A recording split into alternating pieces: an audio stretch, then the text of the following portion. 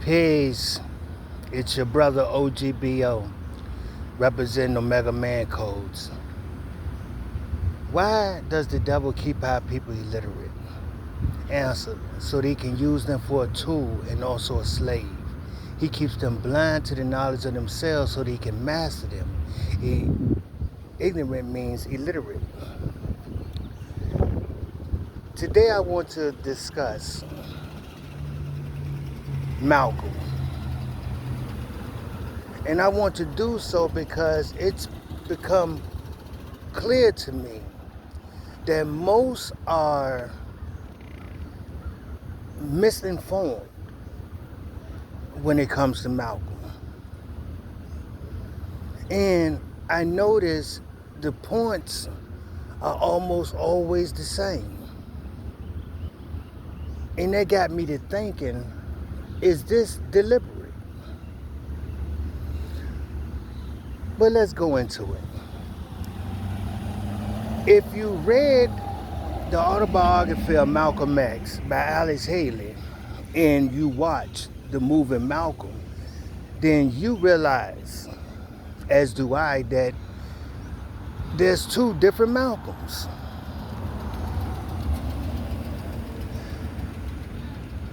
What do I mean? In the movie Malcolm, put on or directed by our brother Spike Lee, a black man, most of you do not know who financed the movie. Warner, a Jewish family, Warner Brothers, financed the movie. And there are areas in the movie that has been doctored. Now, when you're doing an autobiography or when you're doing a bio of a person, a lot of times there's a stretch of the imagination. There's times you leave this out or you add this to kind of spice it up a little bit, and it doesn't change the overall message that you walk away with after viewing. So it doesn't really matter.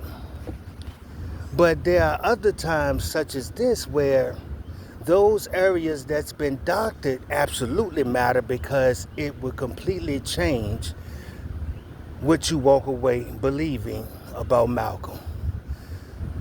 Okay, number one, in the movie, you see a brother Baines introducing Malcolm to Islam. False. And again, if it was not a big deal, I wouldn't point it out.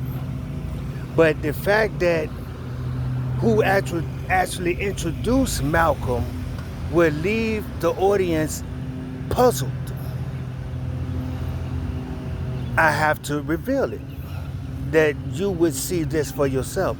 The one who actually introduced Malcolm while he was in prison to Islam was his brothers Wilbert and Filbert, both of whom were members in the Nation of Islam, both of whom were members in the Nation of Islam when Malcolm arrived and when Malcolm left.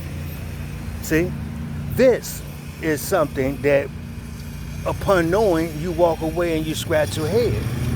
Wait a minute, if the nation was what we're being taught it was, why didn't his brothers... Let me go further. This is very important. You see in the movie, Malcolm is struggling to make prayer. And all of a sudden, a man appears in his cell. And that man in the movie is the Honorable Elijah Muhammad. But in the book, it was not the Honorable Elijah Muhammad. It was a man who looked to be white. But Malcolm recognized that the man had a divine presence, and that puzzled him. He did not know who the man was until he was released and went to visit the Honorable Elijah Muhammad and saw the teacher of the Honorable Elijah Muhammad on his mantelpiece. That one is Master Farad Muhammad. Why do you think that was left out of the movie? Here's why. Because you can argue that Malcolm had a change of heart. But let's let's put common sense on the witness stand. If you are given a vision, more of a vision, you experience the image of someone coming up in your room, someone who you later find out is the author of what you subscribe to. That's the type of thing that confirms belief. Now, when you believe, there's always a possibility that maybe I'm not correct. But when you have an experience like that, it's very difficult to walk away from that. You might walk away from the representative, but you can't walk away from the teaching itself. Would you agree? Imagine if Jesus Christ showed up in your room. Couldn't nobody tell you that Jesus' teachings wasn't 100% correct? You see my point? Now, it's obvious why that had to be doctored. Because of the point that I just made. You will walk away and scratch your head and say, well, I don't know, Malcolm, you seen this man's image in your cell several years before you knew who he was? I think I would have held on to that belief. Okay, let's go further. In the movie, Malcolm goes to the East, he sees some white people and have a change of heart. Now we get into it. However, in the book, Malcolm visited the East the first time in 1957 and remained with the nation another 6 or 7 years. You see why that had to be doctored and taken out of the movie? Because again, you would ask yourself, what the hell, did they hide all the white people on the first trip? Or did Malcolm tell a fib? Let's see. When he gives his interview to Mike Wallace, he said, I never revealed this before, but the real reason I left. Suggesting if this is what he's about to say, if this is the real reason, then what he offered earlier had to have been what? False. And we know it's false because we know that he went to the East at least one time before leaving the nation. We also know upon research that there were people who appeared to be white Arab anyway, who was teaching in the Islamic universities in the Nation of Islam, many of who ate at the dinner table of the Honorable Elijah Muhammad. You can see them on Savior Day lectures where the Honorable Elijah Muhammad is speaking. You can look on the stage and see these men who we would identify as being white. So Malcolm didn't have no epiphany of seeing no white people. He knew white people could practice Islam. And if I had time, I would break it down and go into it. I would show it to you in our lessons. And Malcolm knew the lessons because he was a minister. And another point I want to address. In the movie, and this doesn't differ much from the autobiography. This is outright deceit on the part of Brother Malcolm. And now I want you to understand something. Malcolm did a lot of good. And we love the good that Malcolm done. But Malcolm, let me explain it this way. Well, before I go into that, let me say this. Malcolm said, the real reason I left the Nation of Islam is I found out that Honorable Elijah Muhammad fathered children with several of his teenage secretaries. Why is this deceitful? One, is deceitful because the word teenager, when you study it, is a woman, when referring to a female, is any woman before her 22nd birthday. Did you know that? No, you ain't know it. You ain't know it. See?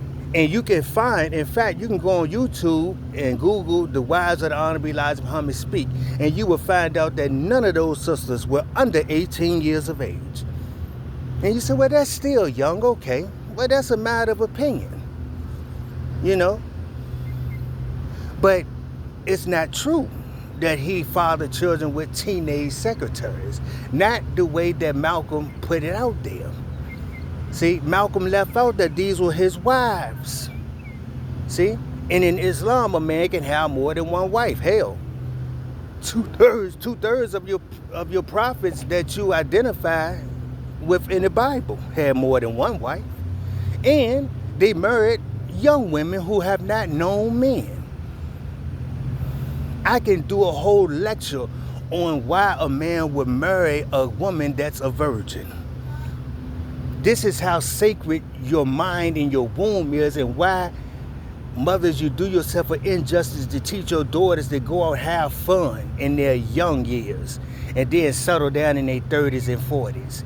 See? Because by the time you're ready to settle down, you have been poisoned with all the demonic thinking of these bastards that you gave yourself to. See? Once a woman is with a man, that man leaves himself forever with that woman.